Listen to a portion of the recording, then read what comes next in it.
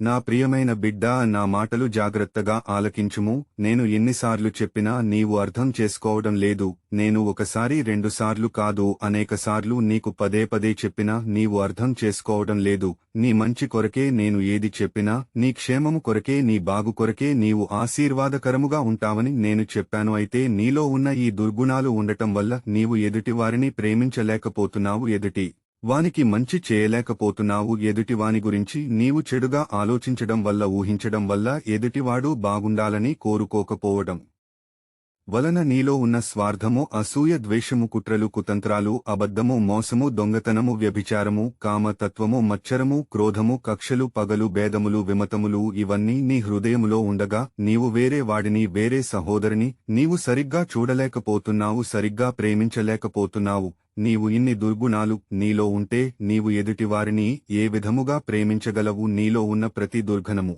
తొలగిపోయినప్పుడు, యేసు రక్తములో కడగబడినప్పుడు ఎదుటివారిని నీవు మంచిగా చూడగలుగుతావు. నీవు నీ గొప్పల కోసము, నీ పదవుల కోసము, నీ పెత్తనం కోసము ఎదుటివారిని చిన్న చూపు చూస్తున్నావేమో. నేను నిన్ను మర్చిపోతానని నువ్వు అనుకుంటావేమో. నేనే గొప్ప, నా మాట వినాలి, నా మాటే వింటే నేను మిమ్మల్ని గౌరవిస్తాను అని అనుకుంటున్నావేమో. నీ పదవులు, నీ పెత్తనము ఎన్ని రోజుల్లో ఉండదు. అది నీవు తెలుసుకుంటే మంచిది. అన్ని విషయాలలో జోక్యం చేసుకుని, అందరినీ చులకనగా చూస్తూ, అందర్నీ నీ ప్రక్కకు లాగుకుని నీ మాట వినాలి, ఎదుటివాని మాట వినకూడదు అనే విధంగా మనుషులందరినీ చేర్చుకుంటున్నావేమో, మెప్పిస్తున్నవేమో. ఒకటి గమనించుము, నేను అన్ని చూస్తున్నాను, అన్ని పరిశీలిస్తున్నాను, అన్ని గమనిస్తున్నాను.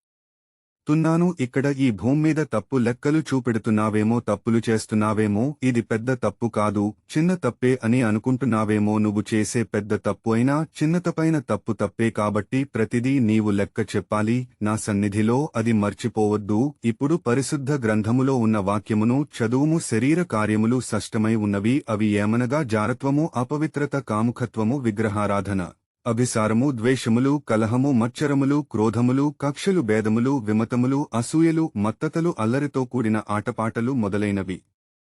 వీటిని గూర్చి నేను మునుపు చెప్పిన ప్రకారము అట్టి వాటిని చేయువారు దేవుని రాజ్యమును స్వతంత్రించుకునరని మీతో స్పష్టముగా చెప్పుచున్నాను. ఈ పరిశుద్ధ గ్రంథములో ఉన్న వాక్యము మాటలు నీ హృదయములో, నీలో లేనప్పుడే ఈ చెడు కార్యములకు పాల్పడతావు. నేను నీలో ఉన్నంతవరకు ఈ చెడు తత్వము నీలో ఉండకూడదని చెబుతున్నాను. ఈ చెడుతత్వాలు నీలో ఉంటే నా రాజ్యములో ప్రవేశమని నొక్కి వక్కాణించుచున్నాను. ఏ మంచి మాటలు నీకు చెబుతున్నాను. ఆమెన్.